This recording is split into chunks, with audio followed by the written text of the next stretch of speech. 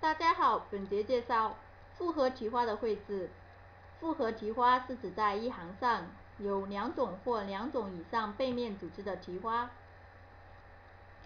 在类人字板系统中，由于只有花样图层、组织图层和杜牧图层，没有提花图层，因此在绘制复合提花时，只能在花样图层上用小图色码进行绘制。在类人字板系统中，模块中存有各种备台提花小图，也就是 package 小图。package 小图保存在系统模块中，因此首先在系统模块中找到提花小图。提花小图模块有2色、3色和4色3种。使用方法：根据小图代表色码选择代表组织，也就是说，不同的备台提花是用不同的小图色码表示的。在绘制复合提花时，只需要选取代表某个背面组织的小图色码即可。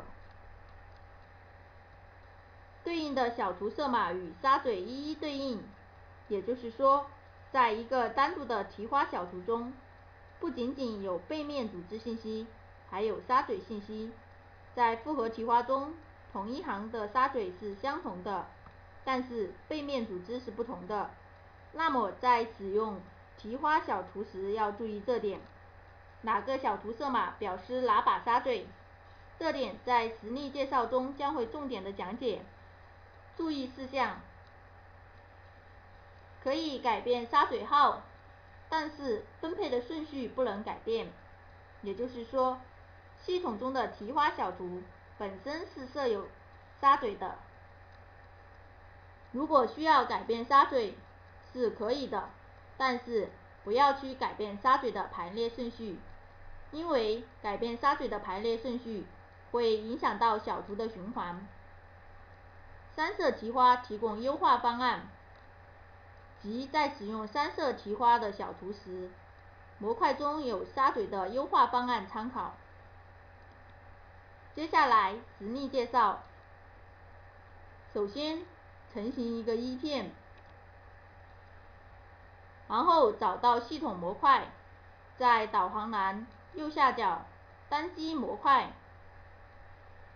在下拉菜单中选择提花小图，并在下面找到2色、3色和4色提花，选择点工具，这里单击2色提花小图，拖出来放在结束行之上。在小图模块中可以看到不同的背面提花所对应的小图色码，例如全选对应着120和121，也就是说，若图中只有120和121时，那么绘制出来的花型就是全选提花。这就是根据小图色码选择背面组织的意思。对应的小图色码与沙嘴一一对应。这里以2色提花为例，在复合提花一行上，背面组织是不同的，但是沙嘴是相同的。假如这里使用 A 沙嘴，这里使用 B 沙嘴，同理，这里也为 B 沙嘴。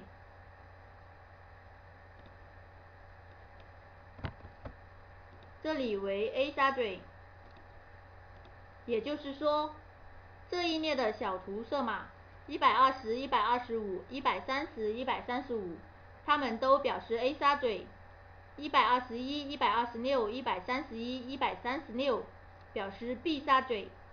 那么在改变组织时，需要根据沙嘴改变小图色码。接下来具体操作一下。这里复合提花的背面组织使用天珠1×1和1×1A。1×1A 的代表色码为125和126，先用125和126，画一个提花花型。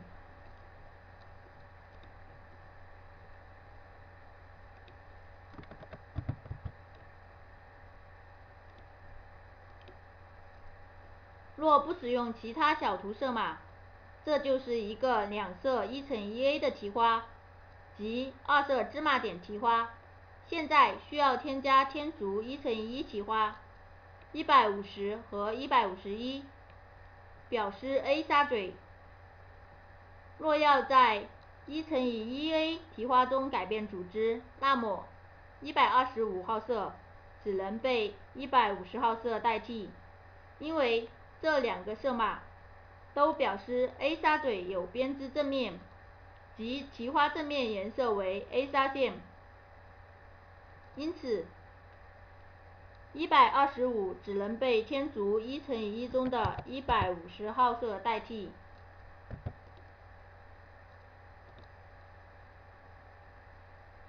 这个区域表示天竺1×1提花，1×1A 中的126号色，若想换成天竺1×1，只能用151号色代替，因为都表示 B 沙嘴。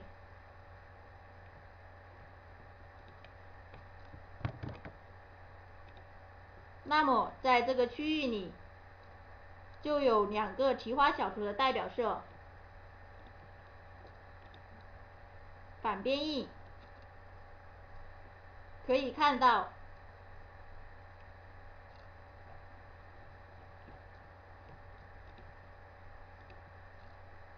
这个区域是正面为 A 沙线的天竺，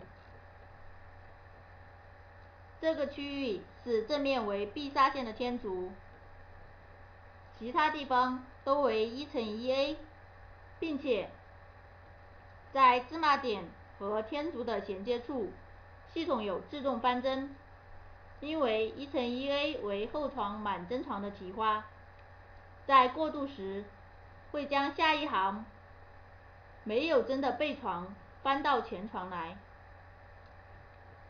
这就是用提花小图绘制复合提花的步骤。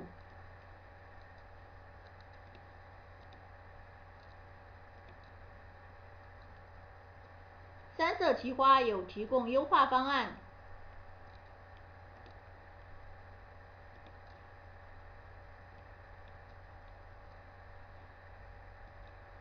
点击出三色提花小图，可以看到分为双系统和单系统。双系统优化，这就是沙嘴排列。若需要优化，就需要更多的沙嘴。那么沙嘴的排列顺序在功能线215上可以看到，这个就是优化的沙嘴排列顺序。优化的沙嘴是没有优化沙嘴的2倍，沙嘴比较多。单系统优化，这里为单系统优化沙嘴号。